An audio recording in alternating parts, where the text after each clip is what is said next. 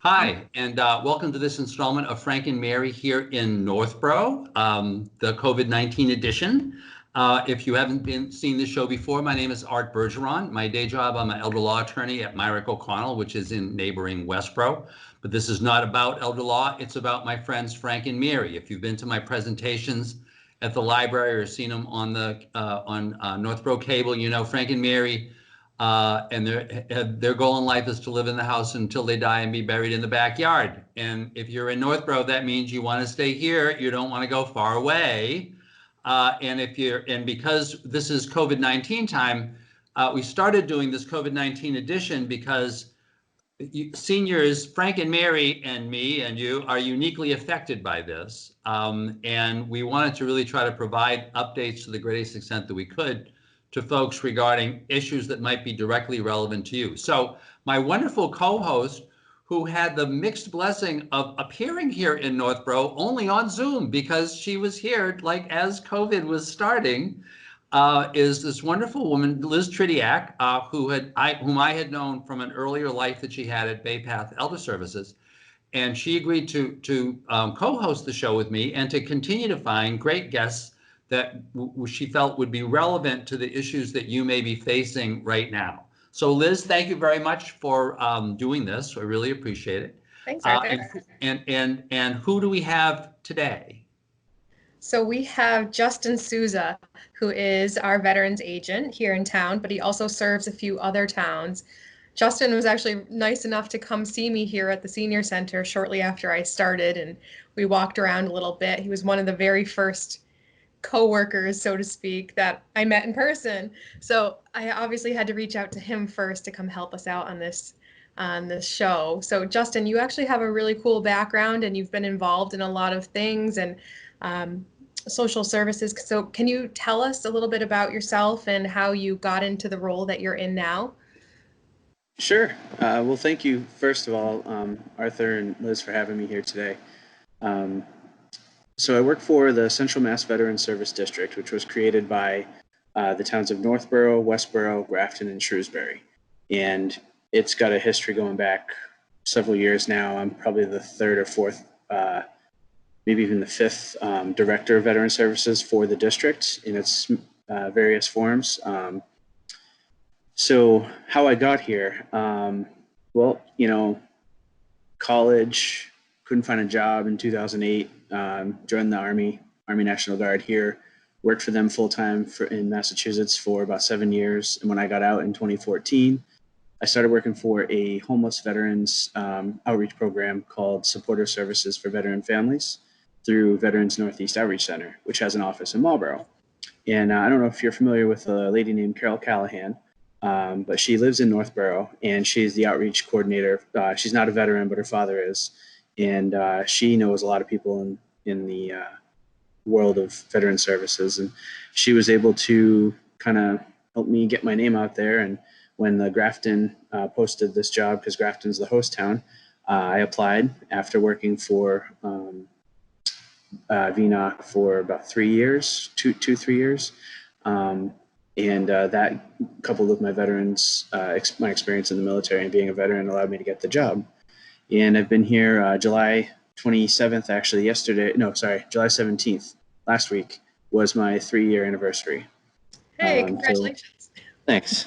So I've been here for 3 years. I was a medic in the Army, and I think that translates very well to helping. One of our biggest responsibilities is helping veterans with claims, which is a lot of medical documentation, as well as I'm inherently compassionate, and that helps me a lot with a lot of the veterans we work with. So my son was a medic in the Army for 5 years before he got out. Cool.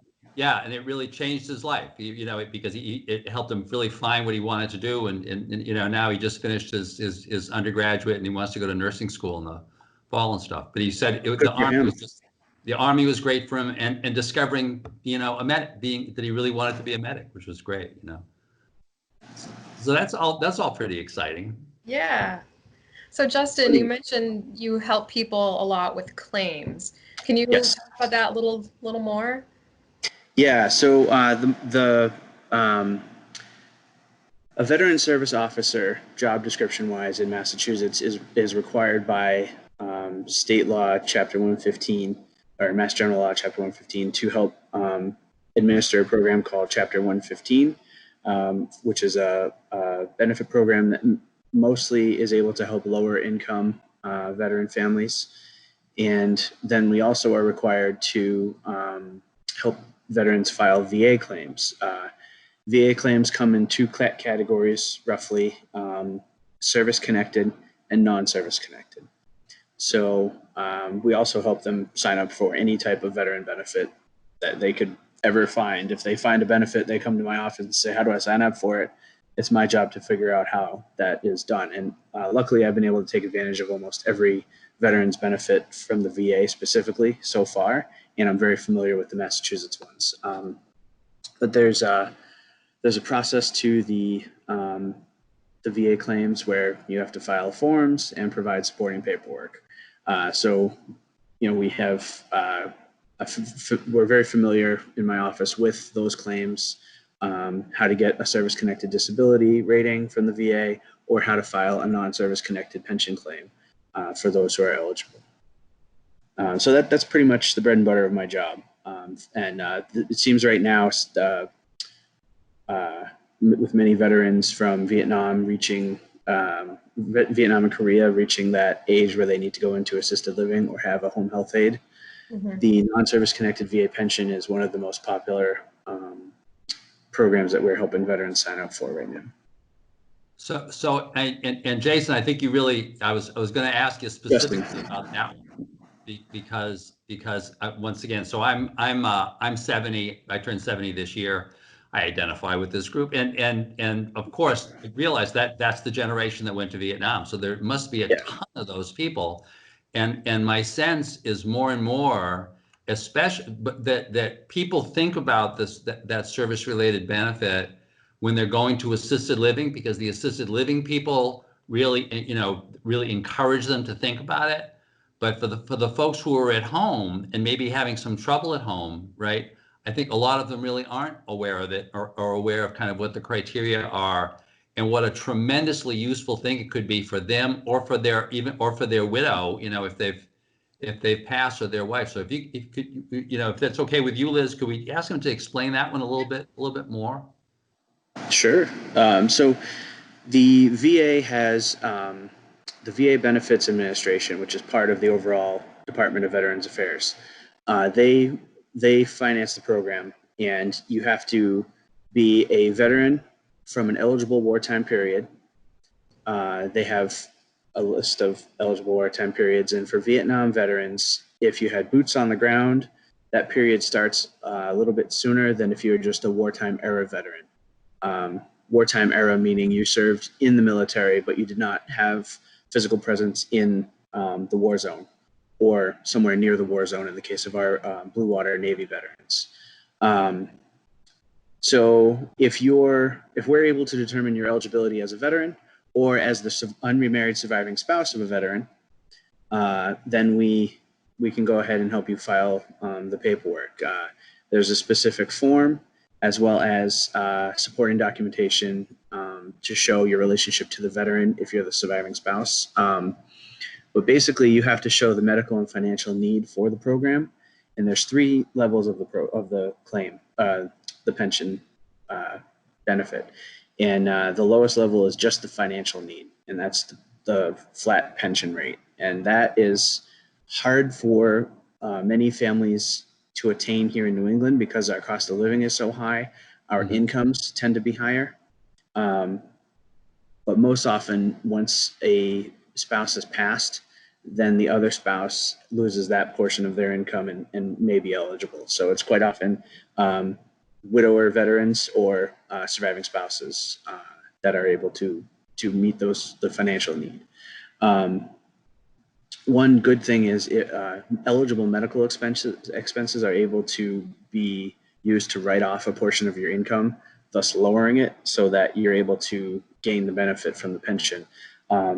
So I can talk a quick example. If say a veteran and his spouse or her spouse have $40,000 worth of income, but they're both paying $40,000 together to stay at an assisted living facility.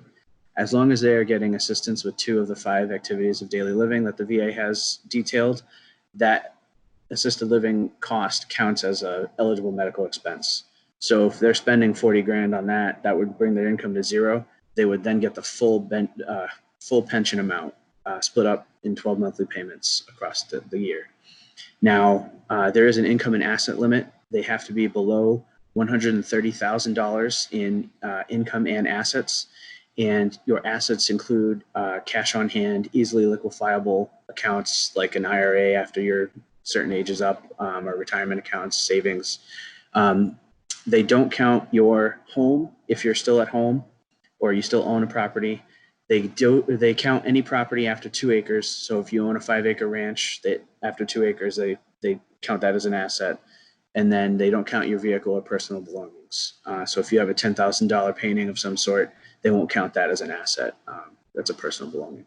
So after all that's said and done, as long as your income and assets combined are below $130,000, then they do that income calculation to see what benefit you'll get. So I may not have explained it very succinctly here, but once I see the your financial paperwork, I can definitely tell you within a good ballpark figure how much you're going to get from the VA. And now that does take 6 to 9 months to go through the process. So you complete all the paperwork and you can send photocopies in. So we get a big packet together. We send that off to the VA. 6 to 9 months later, usually they'll send you their decision. In between that, they may ask you for more current paperwork, or if they have questions on your stuff, they'll send you a letter. It's imperative that you reply to that, because I've had several families right now that have failed to reply to the VA in a timely manner, so they're denied. But that's not the end, because you can appeal it. And the appeals are taking about 35 to 80 days now, so they're a lot faster. It used to take 3 to 4 years for an appeal to come through. So, yeah, I think that's on appeal. Sorry. No, but I think that's a great summary. So that just for veterans who are at home, if you're assisted living, you definitely want to be applying, because the effect of you're being able to subtract all of your assisted living from your income means that as a practical matter, you're always going to be getting like the maximum benefit, But even if you're at home, if you've got a lot of costs, if you've got home health aides, which a lot of folks my age and older have, which they want because Frank and Mary, they want to stay home, right? They don't want to go to assisted living, right? They like it at home, right? And that should be their right. Yeah. If you've got that need, it can subtract from your income and therefore really, make the benefit very, very substantial. So, thank you for that. I really appreciate that. That's great. So Justin, who can contact you? Does it have to be the veteran, or could it be their caregiver, their spouse, their child? Sorry, my dog is begging for my attention. He's a cute little. Hey, Chuck, look, you're on camera. Oh, look at that! Hi, Chuck. He's a wonderful boy. Sorry. So who can contact me? Quite often it's the children of the veteran or the spouse that are contacting me to help their parent apply for it, because quite often their parent is advanced age and may not be in the right state of mind to be able to apply for this. I just had a gentleman who contacted me from Shrewsbury. His father passed 2 weeks ago, and they just interred him yesterday at Bourne. And his surviving spouse, the gentleman's mother, is now in financial need for the pension. So I was actually just writing up an email back to him to describe that pension and how he would apply for it on behalf of his mom. Now, there's a form the VA can use to designate a third-party authorization, so that this gentleman will then be able to talk to the VA specifically about this claim. Because normally they only talk to the veteran or to the veteran's the family member that applies for it. So, yeah. So that's anyone can call, really. Niece, nephew, even a caretaker. If a caretaker is, I've had assisted living facilities call me on behalf of their patients, especially the ones that are a little more expensive. We had someone who was paying, I think, about $10,000 a month to stay in a facility because they had some significant medical needs, but it was draining their resources really fast, obviously, and they were able to apply for the pension and maintain their living status at that facility. So that was good. Great. Questions, Liz? Because I was going to say I just had one more. You know, you would just mentioned that the kids can do this on behalf of the parent, so you don't have to necessarily have a power of attorney from the veteran No. or the spouse. You can actually there's a separate form that'll allow you to do this. That's great. The VA doesn't actually recognize civilian. I call them civilian because they're non-VA, civil or outside powers of attorney. They have a third-party authorization form, and then I don't know if that takes the place of a power of attorney, but there is recently they've updated since 2018 when the new pension laws came out in October of that year. They've also started updating all their forms. Some of their forms hadn't been updated for decades. So they now include a spot for a power of attorney to sign the claim form.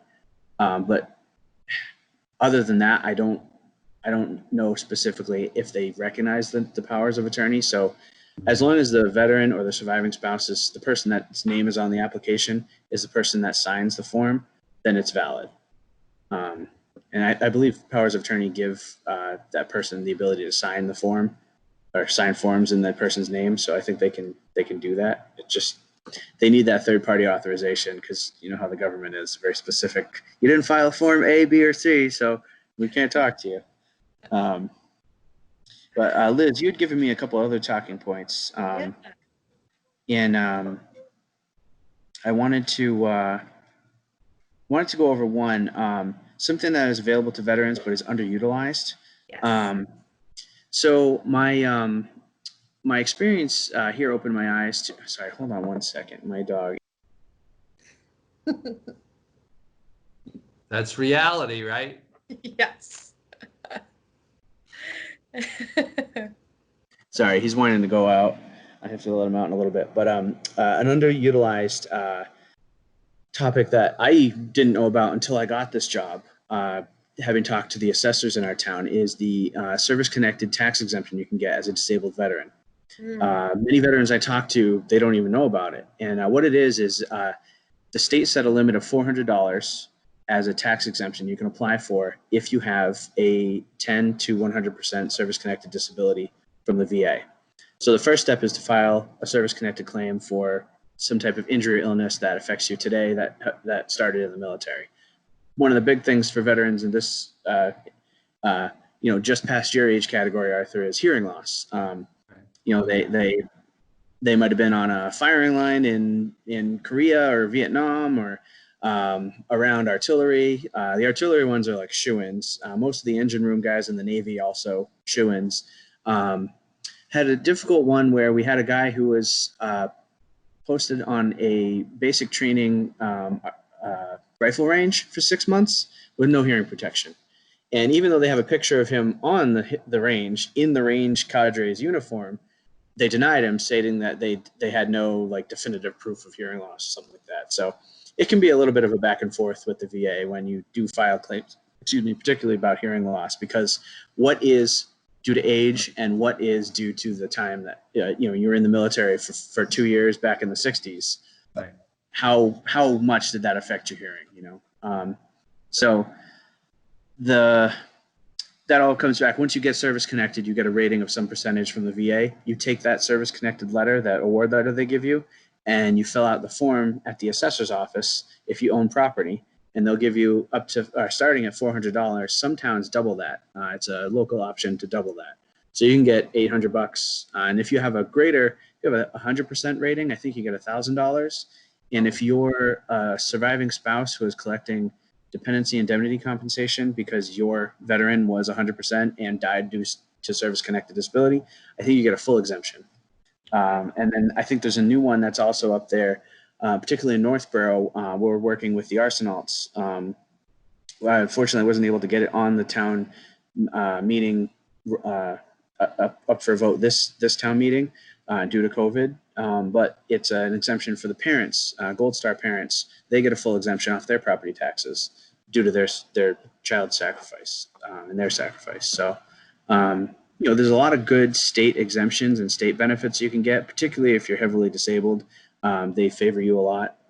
So that's something I saw that was very underutilized. And I would also, veterans license plates.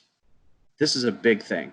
A lot of veterans, especially Vietnam vets, they came back and there was a stigma attached with their service. So they don't want to be recognized. They don't want someone to know that they were in the service.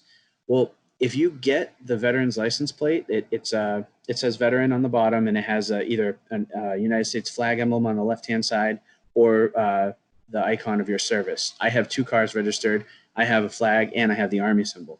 And both of those registrations, a portion of that money goes to the Holyoke and Chelsea Soldiers' Homes, which we've recently learned due to the COVID crisis, were drastically underfunded. So I'm trying to recommend that to all the veterans that I talk with. If they don't have veteran plates, get them, because you're helping out other vets that are in the soldiers' homes that need those funds to support them. So that's probably the most underutilized thing I've seen. Most people don't get it because it's $100 for 2 years. That's a lot of money. But any other type of vanity plate's around the same price, and it's going to a charitable function. So if you can, you're a veteran, come to my office. I'll help you apply for it. That's incredible, Justin. All of these benefits, it's confusing. There's a lot of red tape, and we're so lucky to have you here with us to help people navigate the system. It's just so complex, and just to have somebody sit down with you and go through the paperwork and help you get everything in order is more than half the battle, so to speak. So you work in Northborough 1 day a week, and you're in other towns other days? Yeah, it's a little difficult right now most of our town halls are closed to outside appointments. So everything I've had to do has had to be by phone or email mostly. I have had a couple of video conferences with some of the younger generation of veterans. Typically the older generation is fine talking on the phone. And I can mail you the forms to fill them out, or I can email them to you. If a veteran needs to apply, I can get you what you need. Our services have only been impacted a little bit by this, mostly with phone calls, because I never realized exactly how many walk-ins we got that have turned into phone calls. So that was something I wanted to mention too. Non-monetary benefits like counseling, mediation. There are services available that are reopening through the VA in Worcester, specifically for combat veterans who were in a combat zone or who are in a hazardous pay area. If they got collected hazard pay, you can go talk to a place called the Vet Center, which is veterans who are trained as counselors and overseen by social workers and psychologists. So you're going to talk, and they can often pair you with someone who is very like the first time I went, and this has been a big awakening for me too, because I got out in 2014 and I was not aware of what I was suppressing. I was putting away a lot of feelings, and I don't know if you saw the Northborough Veterans Day tribute that we did digitally, but Adam Costello, one of my predecessors, had a very significant moment on camera where he kind of broke down a little bit due to the feelings that came up with something he was talking about. And I hope he doesn't mind me referencing him, but we talked offline about that, and he was very surprised that those feelings came up so strongly. I've discovered that that's something that happens to a lot of veterans after you get out, because you're no longer on mission. You're no longer go, go, go. You're at a walk speed now. You're a civilian life. You're home with your family, and things just come up. Triggers that I didn't even know were triggers. I'd see something and especially dogs. We had a couple bad interactions with animals, packs of dogs over in Afghanistan, and Chuck barking, which he loves to do, is one of my triggers. So that's something I've had to work through. But anyway, I went to the vet center to try and talk with someone. They first paired me up with this guy who Former Marine, couple tours in Fallujah, which was a very bad place to be. I mean, this guy, I think, had a Purple Heart, and definitely above my pay grade when it comes to like levels of, deployment and combat danger and that kind of stuff. So I felt like, well, my troubles weren't, necessarily on par with his. So why is he listening to me? I don't want to bother him. Don't worry about it. He was great. And he even mentioned to me if I was uncomfortable talking with him, there were a bunch of other counselors to talk with. And I finally got paired up with one who was a National Guard vet who I knew from the National Guard. And he had become a trained counselor at the VA, or at the vet center, which they have an agreement to keep your records separate from your VA file. So they're not normally given out unless there's a specific danger to you or yourself, your family, or if you file a PTSD claim, then you can authorize them to share that counseling with the VA. But otherwise, they're locked away. So, like, if you're a cop, you can go talk to the vet center. If you're a firefighter, you can go talk to the vet center. They're not going to share your info with your employers or anything like that. Okay. So sorry, but yeah, that's something I think a lot of veterans underutilize. A lot of the old folks too, the ground pounders from Vietnam and Korea, they've been suppressing those feelings forever, so they're fine doing that, and they don't want to talk about their problems. And that's fine. But I find that if the more you talk about it, the easier it gets to deal with, and it just makes your day a little less stressful. You're not worried about going out and having something trigger you, or having to. Like, I was angry all the time when I got home, and I got sick and tired of that, and I didn't know why. Well, it's because anger is a thing that, sorry, I could talk about this forever, but anger is a common side effect of bottling up those feelings. It comes out kind of in an anger aggression. So having figured that out, you'll find I'm pretty happy-go-lucky now and loving life. So it must be that dog. It must be that dog. Oh, he's awesome. He's a Shepherdor. He's half Shepherd, half German Shepherd, half Lab, and a little bit of Pit Bull and Boxer in him too. And he's playful as heck. Great with our kids. I got a 1-year-old and a 3-year-old, and you can put your face in his mouth, and he'll like back away because he's like, no, that's not okay. Don't do that. The kids tug on his tail all the time, and he'll give him a little growl, but otherwise he's a sweetheart. But he does like to bark. If he doesn't know you, he'll bark at you. And that's the one thing, but otherwise he's a fantastic pup. My wife and kids are awesome too. I got out of the military because I met a girl, and she was worth it. It's definitely worth it. And now we have 2 kids, so it's been great. And they've been home a couple of times. We've been giving them to our friend to watch, who she's also staying at home watching her kids now because they're not in school. So. It's been nice. We've been able to work from home relatively uninterrupted. So you're just such a great ambassador for the veteran services. Oh, thanks. This was so good. So Justin, I think we need to wrap up, but I want to make sure that there's a number, and by the way, we can also have our producer put any contact information right on this video for people who want to contact you. But can you just kind of say a number, the best way to reach you? I'll say it just like people when they leave me a voice message. They say, "Hi, my name's so and so. You can reach me at 1 2 3 4 5 6 7 8 9 10." Click. What? No, leave me a voice message with a clear, slow number and repeat it at like this. My name is Justin Sousa. I'm the Director of Veteran Services for the town of Northborough. You can reach me at my work cell, which is 774-293-2208. Again, 774-293-2208. I can also give an email address. It's my first initial, J, followed by my last name, Sousa, S-O-U-S-A, at centralmassvets.org. And that's Central Mass, M-A-S-S, vets, V-E-T-S.org. And hopefully your producer will have that scrolling as I say that.